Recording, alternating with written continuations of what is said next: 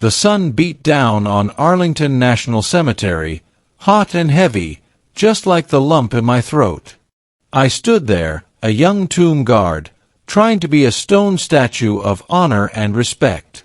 My uniform, pressed just so, felt like a second skin, but inside, I was a bundle of nerves. It was a busy day, lots of visitors, and the weight of my duty felt heavier than usual. A small crowd had gathered, as always, to watch the changing of the guard.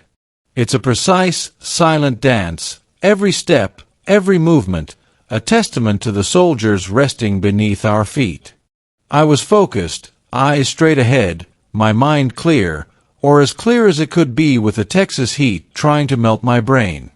Then I heard it. A small clinking sound, not loud, but it cut through the respectful hush. My eyes, trained to stay forward, flickered just a tiny bit. Out of the corner of my vision, I saw an older man, his back bent with age and maybe something more. He was standing near the ropes, a little apart from the main crowd. And on the ground, near his worn-out shoes, something shiny caught the light. My training kicked in.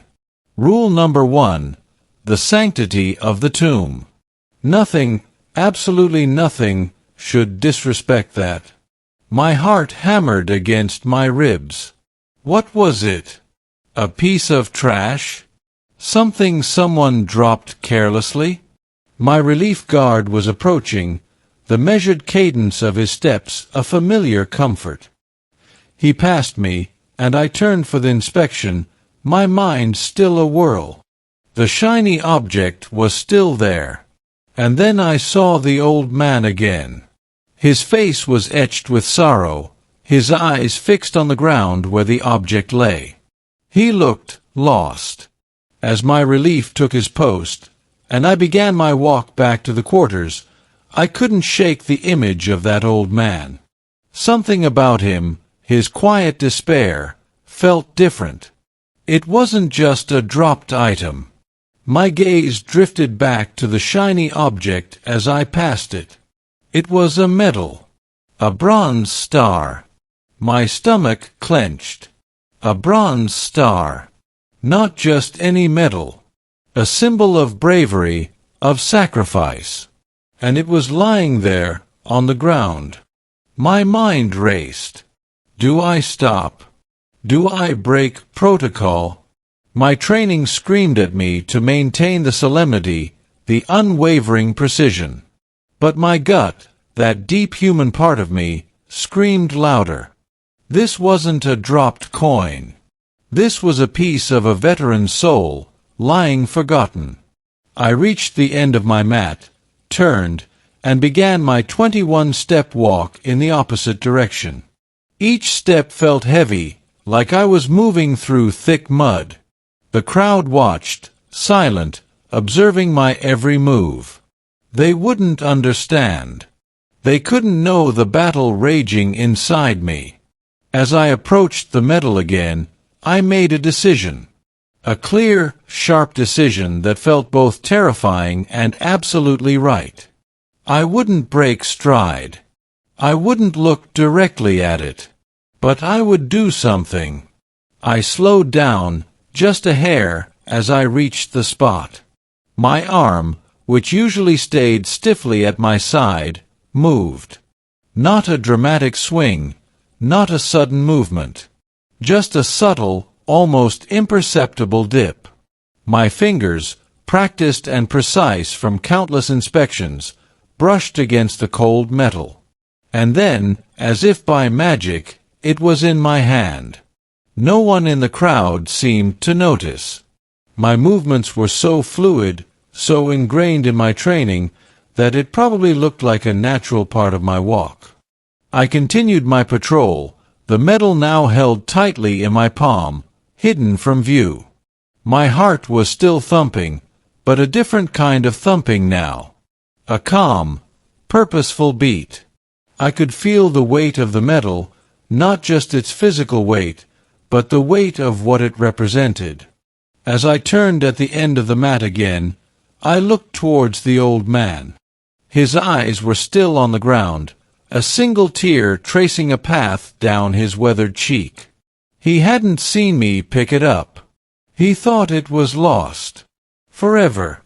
I walked the 21 steps back towards him, the rhythm of my boots echoing in the stillness. When I reached the place where he stood, I stopped. Not a full halt, not a break in protocol, but a momentary pause, a subtle shift in my posture that was just enough. Then, with the same quiet precision I had used to pick it up, I extended my hand, my palm open. The bronze star lay there, gleaming. The old man's eyes, wide with disbelief, slowly lifted from the ground to my hand. He saw the medal. His breath hitched. I didn't say a word. I couldn't. My duty was silence. But my eyes, I hoped, conveyed everything. Respect. Honor. Understanding. His hand trembled as he reached out and took the medal. His fingers brushed mine, and for a split second I felt the warmth of his skin, the tremor of his gratitude. He clutched the medal to his chest, his head bowing low. A choked sob escaped him, a sound that cut deeper than any shout. The crowd, which had been quietly observing, was now utterly silent. They hadn't seen me pick it up, but they saw the exchange. They saw the old man's tears. They saw the quiet dignity of the moment. I resumed my walk, my steps now feeling lighter, yet still carrying the immense weight of my purpose. I didn't look back. I couldn't. But I knew. I knew I had done the right thing.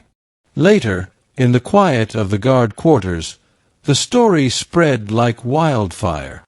Other guards, senior NCOs, they all heard. Some might have said I broke protocol. But not one of them did. They understood. They knew the meaning of that medal, the unspoken bond between soldiers, between those who served and those who guarded their memory. That day, I didn't just guard the tomb of the unknown soldier. I guarded a piece of a known soldier's heart. And in doing so, I felt more deeply connected to the purpose of Arlington, to the sacrifice, and to the enduring spirit of those who gave everything than ever before. The silence that fell over Arlington that day wasn't just respect, it was understanding. And it was a moment I would carry with me, always.